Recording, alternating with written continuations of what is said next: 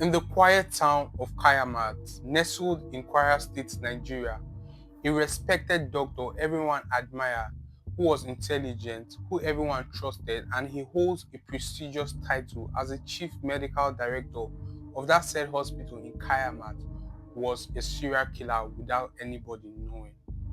Dr. Abass Adio Adeyemi held that position but was using it to prey on his victim. It all started on February 20th, 2023, when he was assigned a task to carry out in Benin City, Edo State. As he went to Benin City, he decided to get a particular cab driver to drive him around the state as he was doing the activities he was sent to do in Benin City. The name of the cab driver is Emmanuel Yobo. Emmanuel decided to drive Dr. Abass around the state. As they were driving around the state, they decided to talk a little chit chat. Emmanuel knew that Dr. Abass was a doctor in Kaiama community. So he told him about his predicament. He told him that he was feeling a particular pain in a particular side of his body. And the doctor said, okay, I know what is actually wrong with you, and I know the medication that was going to be fit to actually treat that pain that you are feeling. But first, we have to go to the chemist and buy a prescribed medicine that I'm going to use to inject you, that pain will subside. Emmanuel, trusting Dr. Abass, decided to drive him to the chemist. As he went to the chemist, Dr. Abass bought the medicine, and buying that medicine, he also bought insecticide. As he tried to administer the injection to Emmanuel. Unknowingly to Emmanuel, that injection was going to be the last injection he takes, and that injection was going to take his life because that injection was laced with insecticide as well. So Dr. Abass injected Emmanuel, the cab driver. Immediately he died, and that wasn't enough. Dr. Abass decided to take Emmanuel's car and run away so that he can take it to Kwara State, where he's going to sell it and gain profit out of it. So he drove with the body of Emmanuel inside the car and dumped Emmanuel's body along the road.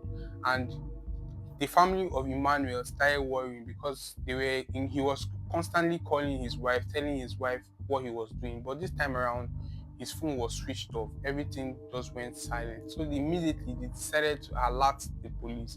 As they alerted the police, they saw Emmanuel's body on the road, and they said, okay, his car is not with him, and his car has tracker. So they need to track the car because the suspect, which is Dr. Abass, might be in the car. Already, they don't even know who the suspect was. They just believe he was robbed. They just believe they just took his car or something just happened. So they decided to track the car. As they were tracking the car, then Dr. Abass felt like the car is being tracked. Then he decided to ditch the car. As he ditched the car, he left the engine running. So police didn't advance immediately. They did a sting operation whereby they were surveilling the car, just observing the car, who was going to come into the car, who was going to leave the car. But Dr. Abass thought that, okay, nobody's actually after me. Let me just carry the car and go to where I was going to. Immediately he was going to enter inside the car to drive off. Police came and intercepted him and caught him and arrested him. They started asking him questions. Where are you from? What brought you to Benin City? And he said he was a doctor from Kaiama Society. Immediately, the news went to Kwara State in Kaiama Society, and the people of that community were shocked of hearing what was happening because this doctor is someone they respected. This doctor is someone they trusted. This doctor is someone that has been treating a lot of them. Most doctors come to that community and leave, but he has been in that community. The community leaders even put upon themselves to give him a land to build his own private hospital. They even chose a beautiful bride for him to marry in that community, just to show you how well they trust him, how well they want him to remain in that community. And that wasn't enough because a lot of things unfolded. It was said that 2023, another incident happened where a lady got missing. Her co-tenant went to report the problem to the police and told her that I've not seen my co-tenant. If Ife Oluwa, that's the name of the lady, Ife Oluwa got missing. So her co-tenant reported it to the police, and immediately police started the investigation, and they saw Ife Oluwa on the road, and they were like, what's happening here? What's going on? We didn't even see we saw Ife Oluwa on the road, but we didn't see her car also. So, but we saw a hit on the back of her head and blood on her, all over her face. And police started doing their investigation, but they didn't actually catch the suspect that actually did that. So, but they said the last person that was seen with Ife Oluwa was Dr. Abass, and they started doing their investigation. They started questioning him, and he confessed to the crime that has happened with Ife Oluwa. And he said he was the one that used something to hit her head and took her car and sold her car for profit. Aside that, it was said that Abubakar, another person that was in that said community, also was working in Kaiama hospital where another incident happened. Dr. Abbas told him to come to his car. As he came to inside his car, Dr. Abbas injected him with a laced injection that made him pass out, then took Abubakar and sold him for profit, sold him to organs harvesters, sold him to those people that are kidnappers, sold him to people that harvest people's organs and sells for profit. And that wasn't enough. As the investigation was going on, police decided to break into Dr. Abbas' office. On breaking into his office, they saw a shocking scene. They saw something that shook the whole community that day. They saw a place that was looking as if it was just newly cemented, and they decided to break it. They raised the bed because there was a bed on top of it. They raised the bed up and they broke the ground. They digged it up and they saw another person decomposing in that particular position, and they were surprised. They asked him who that lady is, but he said he doesn't even know the person name, but he was the one that killed her and buried her under the ground. And they still were looking around the office and they saw a waste bin. As they removed the waste bin, they saw that the waste bin was cemented with a lot of cement on top of it. So they dig the cement and they saw another human being inside. The human being that they saw inside was Nafisat. Nafisat has gone missing in the same hospital where she works also, and she works for Dr. Abbas. It was said that Dr. Abbas also killed Nafisat and put her body inside that waste bin and poured cement on top of it. And everybody was shocked because Nafisat was a mother, Nafisat was a wife, and Nafisat was someone everybody knew in that community, but she just went missing and no one knew where she went to until that day. So the police decided to go to his house, Dr. Abbas' house, to check what was going on. As they broke into his gate, they went straight into the compound. They saw a wooden coffin with jeans and blood on it, and they started asking questions. What is really going on? What is this man up to?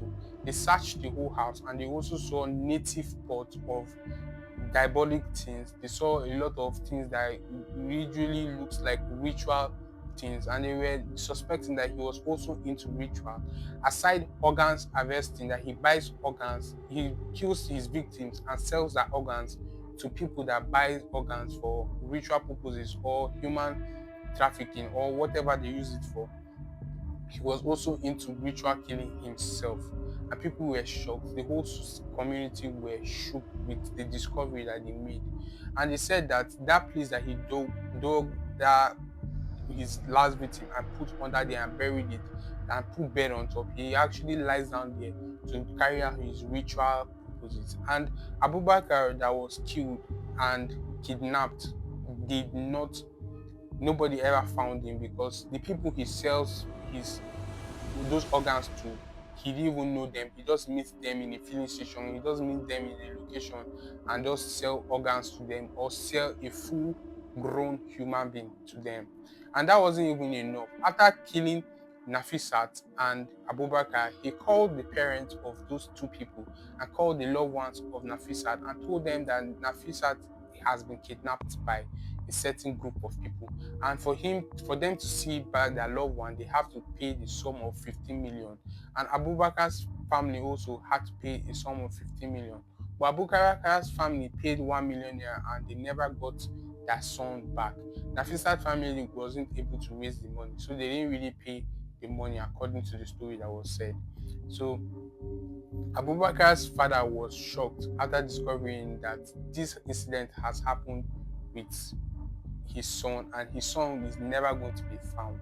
And the police decided to extradite him from Benin City down to Kwara State for further investigation to actually see what was actually going on. And people were saying, was it only this murder he has committed? Has he committed more murders that has not been resolved? Because he was refusing to speak out after the few confessions he has made. A lot of things was found in his possession: wigs, phones, bags, and some other items were found in his possession after carrying out all those gruesome killing that has been happening. And a lot of patients that comes to the hospital has been dying just that has been dying under his care, that has been dying just under his watch. And people has been also asking questions. Is it that he usually after operation he removes the organ also and sells the organs for profit?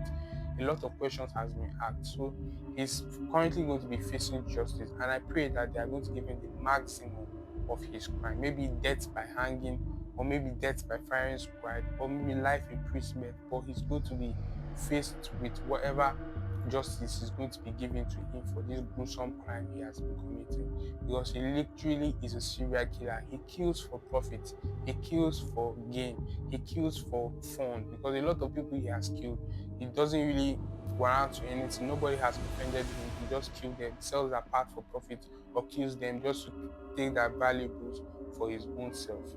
So if you love to hear true crime stories like this, make sure to subscribe to the channel, like this video, and comment your opinion on this particular video. And I'll see you guys on the next one.